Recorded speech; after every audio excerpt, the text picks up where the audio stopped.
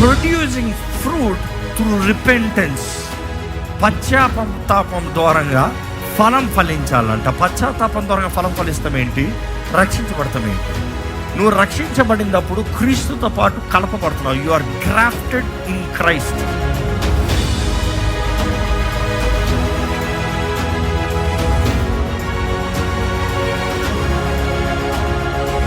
మనము కూడా క్రీస్తుతో కలపబడినప్పుడు మనం రక్షణ పొందామంటే క్రీస్తుతో కలపబడ్డాం.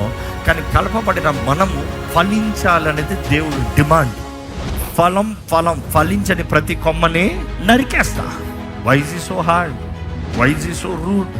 Why does a loving God wants to rip me off, destroy me, put me into fire? Because he pay the price. నిన్ను కొన్నాడు, నిన్ను తెచ్చాడు, నీకు అవకాశం ఇచ్చాడు, నిన్ను ఆయనతో కలుపుకున్నాడు, ఆయన ద్వారంగా నిన్ను జీవింపజేస్తున్నాడు. ఈరోజు నీకు ఏదైనా ఉందంటే ఆయనను బట్టి చివరికి అడుగుతున్నాడు, నువ్వు నా వాడు అనేది నిరూపించు. దేవుని ప్రేమ నీకు అనుగ్రహించబడింది, రక్షించబడి బాప్తిజం పొందిన నీవు. ఈరోజు దేవుడు ఒకటి కోరుతున్నాడు మనందరూ, అంటే ఒకటి, మనం ఫలించాలి. ఆ ఫలం పరిపూర్ణంగా ఉండాలి, మంచి ఫలంగా ఉండాలి. ఆ ఫలము దేవునికి అంగీకారంగా ఉండాలి.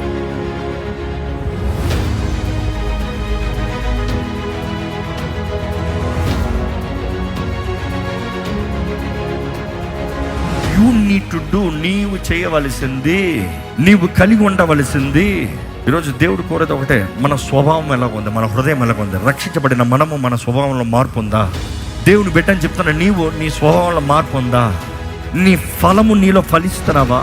ప్రేమను బట్టే నువ్వు ఫలించగలుగుతున్నావు. ఆ పరిపూర్ణత ప్రేమను బట్టే నీకు వస్తుంది. ఆ ప్రేమ అగాపే ప్రేమ. ఆ ప్రేమను కలిగి ఉంటే మాత్రం మనం జీవిస్తాము. మనము విత్తుతున్నాము ఏంటి? ఆత్మ సంబంధంగా విత్తితే ఆత్మ సంబంధం, శరీర సంబంధంగా విత్తితే శరీర సంబంధమైన ఫలం.